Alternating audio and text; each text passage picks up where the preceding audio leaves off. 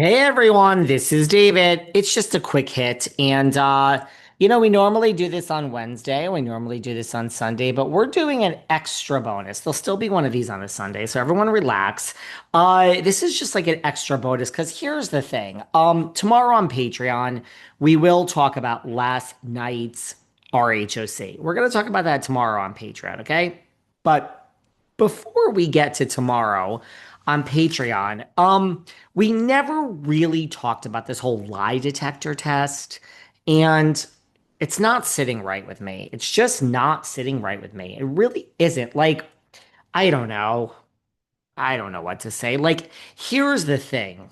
It's like yes, yes. It does seem like Katie is just somebody who came in, wanted to be a housewife, didn't really understand the rule book of the way to do it is just to be yourself for the first season, and that's how you get to a second season.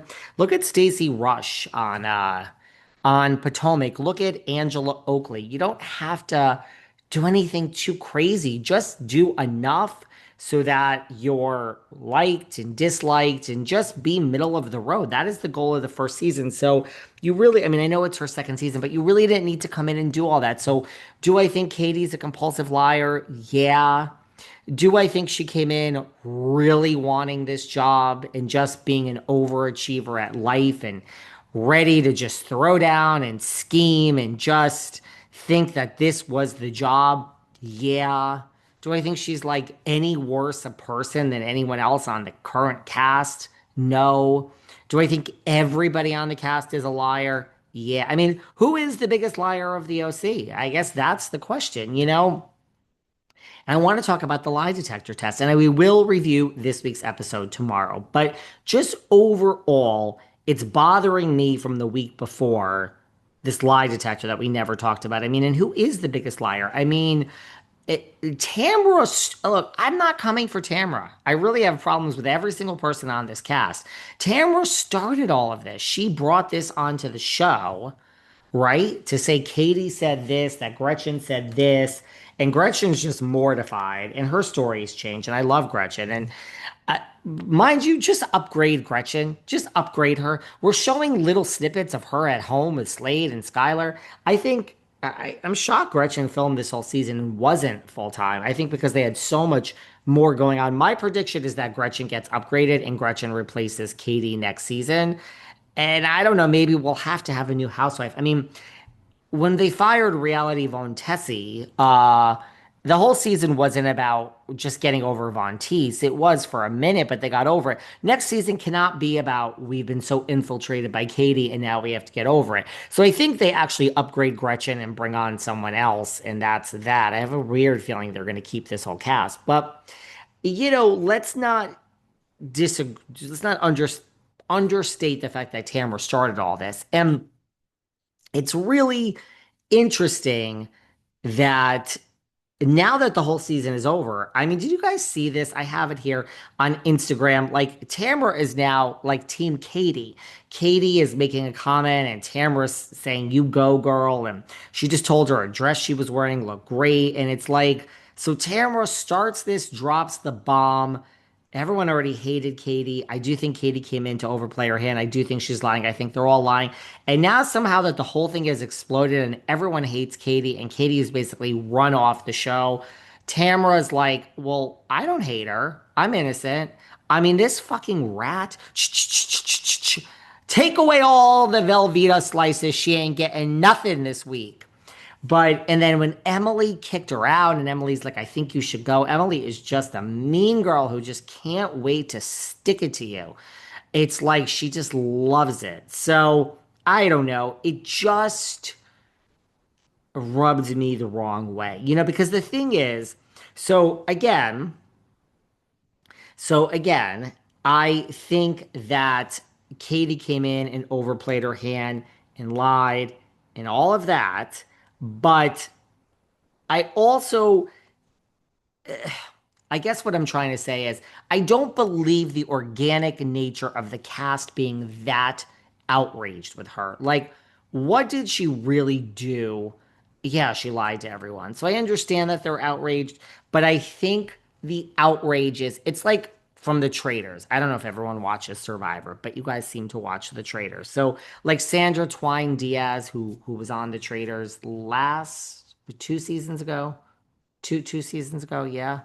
Maybe I'm confusing that. But like when she was on Survivor and won twice, she said the first time at least, her strategy is her strategy was as long as it wasn't me. That would probably be my strategy of Survivor. I can't predict what's going to happen week 7. I have to get past week 1. As long as I'm not voted off week 1, I'll worry about week 2. Did I fuck people over? I'll worry about that next week. I would play Survivor the same way. Now, not everyone does. People look ahead and they get really far in the game. But I would just be like, as long as it's not me this week. So that's how Sandra played Survivor, and week after week. As long as it's not me, I don't care who it is.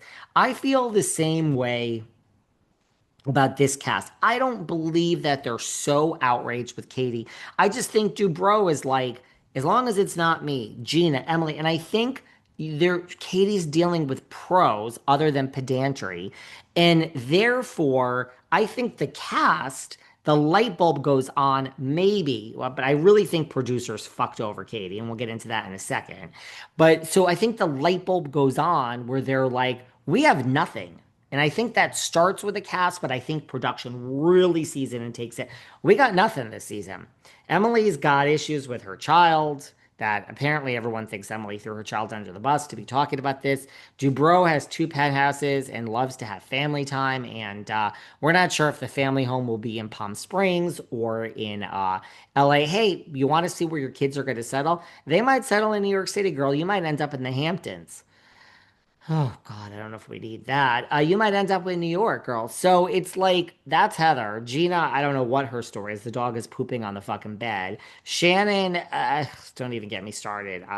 There's no storyline. So Eddie, we have a wife whose husband won't film, son doesn't want to film because he's too shy, and one we got nothing. So I think the cast of experts who produce from within saw it, and I really think producers fucked Katie over. I think producers said, "Okay, here's our sacrificial lamb of this season." Again, I think Katie lies. I'm not really such a huge Katie fan, but I'm not anti a Katie fan. I just think producers said, wow, we have our sacrificial lamb.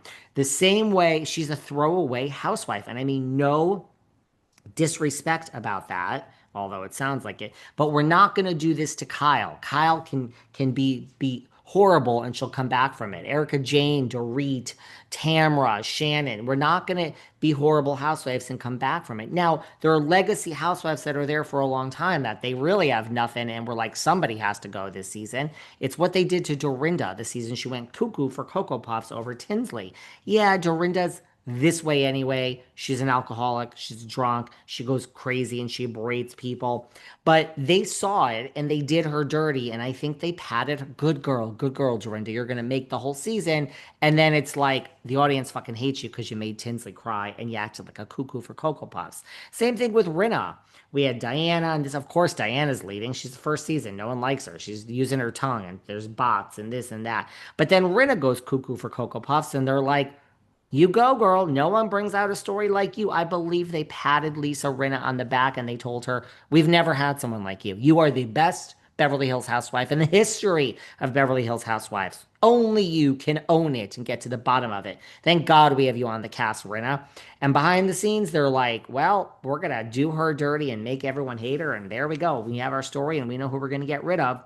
So I feel like producers kind of fucked over Katie. I'm not saying she's innocent, but I feel that the wheels in motion between the cast self-producing and knowing at least it's not me, and production saying like, wow, okay, we got our story here, and who fucking cares? We're getting rid of her. So I feel like producers kind of fucked her over. I feel like who is the biggest liar? Because Tamra brought this out. Gretchen, who I love, who I think is going to be upgraded. And the problem I have with the lie detector test, do you guys have a minute? The problem I have is I don't buy it. First of all, this Really, this was Emily Simpson's idea. Out of nowhere, Emily said, I'm going to have a lie detector test. No, I believe the producer said, let's do a lie detector test. Now we're going to do this. And we have a story. The women didn't want to